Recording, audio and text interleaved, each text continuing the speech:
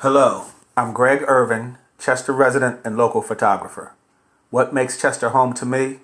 I will do my best to give you an answer as opposed to an explanation. I'm more of an implant than a native son.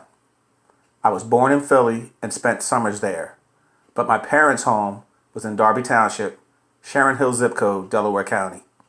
I went to high school in Chester. No, not the high, but the Christian Academy, 13th and Potter. Little light-skinned, green-eyed kid walking into an auditorium of all white faces in Chester in the 70s. Talk about culture shock.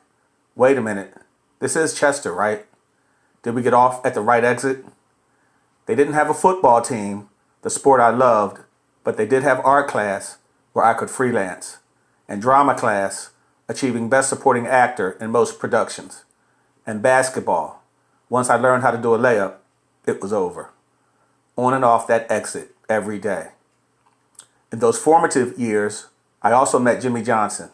When Planned Parenthood came to Chester, where my mom would work, he was assigned to show her around.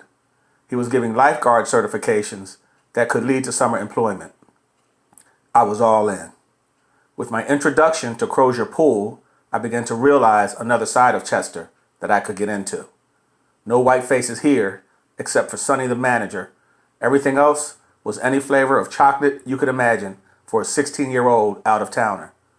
One thing about Chester, the residents will take you under their wings and show you the ropes. Man, I had Pete, Coop, Don, Webb, Raheem, Walt. They showed me the ins and outs. This is also where I met my future wife, Connie. There were sparks from the beginning, but the commitment would be drawn out. Hey, I was the new guy, remember? One day, someone dropped me off at her house after work, and now Chester starts to get personal. Connie's family was thick in Chester, transcending East and West Side beefs. So because of this coverage, I never really had to deal with all that. Did I mention I liked to party? Yeah, get high. Some people in Connie's family did too. We hit it off famously. Then came our firstborn, India. I didn't know what I was doing, but I did the best I could. Marriage would come later, as well as a second daughter, Connie Jr. I love these three females, but still like to party too. So much so that I eventually lost everything and pretty much everyone in Chester. I hit bottom in Chester. But even though Chester streets can grind you up, it and its citizens can also be very forgiving. I was able to recover in Chester. Marriage and relationships, property restored for the most part. Dignity restored in Chester. No more getting on and off the exit in Chester. Picked up a camera, got myself together while attending Through the Word Church in Chester. They helped me stabilize what I would consider a family in Chester and served as the incubator for my photography. Through India, I indirectly met this dude, Devin Walls, a young entrepreneur who delved into the arts and media.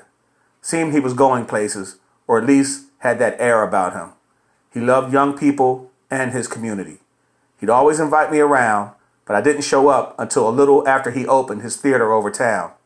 And that's where I got involved with Chester Made, and an arts movement that has uncovered more about this community, past and present, and given more purpose and meaning to my photography, with my family.